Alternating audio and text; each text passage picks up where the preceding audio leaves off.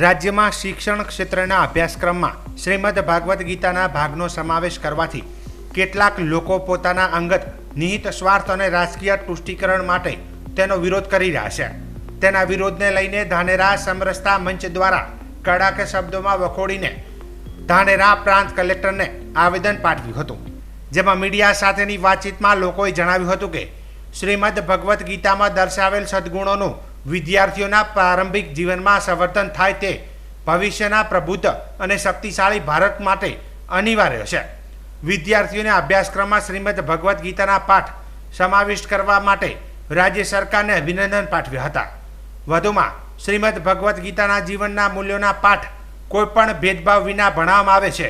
તેને કોઈપણ જાતના વિરોધથી વિચલિત થયા વિના ચાલુ રાખવા જોઈએ તેવો સામાજિક સમરસતા મંચ ધાનેરા અનુરોધ કર્યો હતો. જે સમયે ધાનેરાના દરેક સમાજના આગેવાનો વડીલો હાજર રહ્યા હતા. અભ્યાસક્રમો જે દાખલ કર્યું છે એના માટે આપણે ઘણા અભિનંદન એમને આપવા જોઈએ. અમે ઘણા અભિનંદન આપીએ છીએ કે તમે દાખલ કરી અભ્યાસક્રમમાં.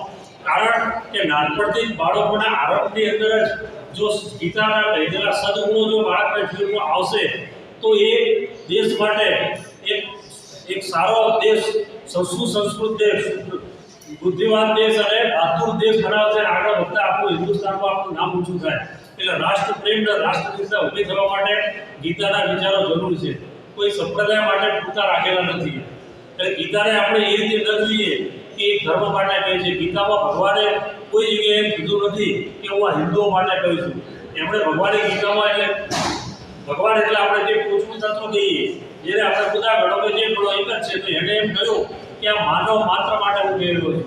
કોઈ સંપ્રદાયને જોડી નથી કે કોઈ હિન્દુઓ માટે ફક્ત નથી કહેતી. આખા દેશના નહીં પણ આખા વિશ્વના માનવ માત્ર માટે જે ગ્રંથ જરૂરી છે, જે વિચારો જરૂરી છે, એ વિચારો મોડે પણ આ અભ્યાસક્રમમાં લાવવામાં આવ્યા છે. એટલે બહુ આનંદની વાત છે. એનો જે વિરોધ થઈ રહ્યો છે, અમુક તત્વો વિરોધ કરે છે, એને અમે સખત શબ્દોમાં વખોડી કાઢીએ છીએ. એનો વિરોધ કોઈ પણ હિસાબે ન થવો જોઈએ, એ રહેવું જ જોઈએ. અને આવો જે વિરોધ કરે છે એની શરમમાં આવીને એને કાઢવાની જરા પણ જરૂર નથી. એ રાખવો જોઈએ એવી અમારી ઉગ્ર માંગ છે. કારણ કે આપણે તો માનીએ છીએ કે ગીતા છે ત્યાં નાતા હે, ગીતા અમારી માતા હે. અને યુવાનો ક્યુ શરમાઓ, ગીતા ગાઓ ભજ બનાવો. એટલે ગીતાને ધર્મ ગ્રંથ તરીકે ના માનતા એ જીવન ગ્રંથ માનીએ. ગીતાની અંદર ફક્ત વાતો કરી છે જ્ઞાનયોગ, કર્મયોગ અને ભક્તિયોગની. આ ત્રણેય વાતો કરીને તેના સિદ્ધાંતો અને મૂલ્યોની વાતો કરીને જીવન વિકાસ કેવી રીતે કરવો, માણસ સારી રીતે કેમ જીવન વિતાવે એની વાતો કરીએ છીએ. આપણે એ દરેક માનવ માત્ર માટે જરૂરી છે કે આ હશે તો જ ભેદભાવ, મતભેદો અને એકબીજાના વિરોધો ઓછા થશે. એટલે આપણે આ રહ્યું છે જે રહેવું જોઈએ. અભ્યાસક્રમો તેનો કોઈ પણ હિસાબે બહાર કરવો ન જોઈએ. એનો અમે વિરોધનો સખત શબ્દમાં વખોડી કાઢીએ છીએ. અને એના માટે અમે કહીએ છીએ કે અમે બધા એક છીએ. આટલી મોટી સંખ્યા એક છે કે જે એનો સમાવેશ કરવા માટે રાજી છે, ખુશ છે અને એને અભિનંદન પાઠવીએ છીએ. એટલે વિરોધ પૂરા શબ્દમાં કરીએ છીએ કે એને દૂર કરવાનો કોઈ પ્રયાસ થવો ન જોઈએ, સપને પણ આવવો ન જોઈએ. નહીં તો એના પરિણામો સારા આવશે નહીં. આજે અહીં ધાનેરાના સામાજિક સમરસતા મંચ તેમજ ભારતીય સંસ્કૃતિ રક્ષા મંચ દ્વારા આવેદનપત્ર આપવામાં આવ્યું છે. એનો વિષય છે કે અત્યારે આપણે ગુજરાત સરકારે આપણી વિવિધ સ્કૂલોની અંદર જે ગીતાનો અભ્યાસ દાખલ કર્યો છે એનો અમુક સંગઠનો વિરોધ કરે છે. અમુક લોકો રાજકીય રીતે અથવા કોઈ નિજી સ્વાર્થ ખાતર વિરોધ કરે છે. એના વિરોધમાં અમે લોકોએ એ વસ્તુને વખોડી કાઢીએ છીએ. એના વિરોધમાં આવેદનપત્ર આપવા માટે ભેગા થયા છે. આમાં આ બધી સંસ્થાઓ સાથે IMA ધાનેરા, બીજી પણ અનેક સંસ્થાઓ, BHP ધાનેરા, બધી સંસ્થાઓ ભેગી થઈ અને અમે આ આવેદનપત્ર આપ્યું છે.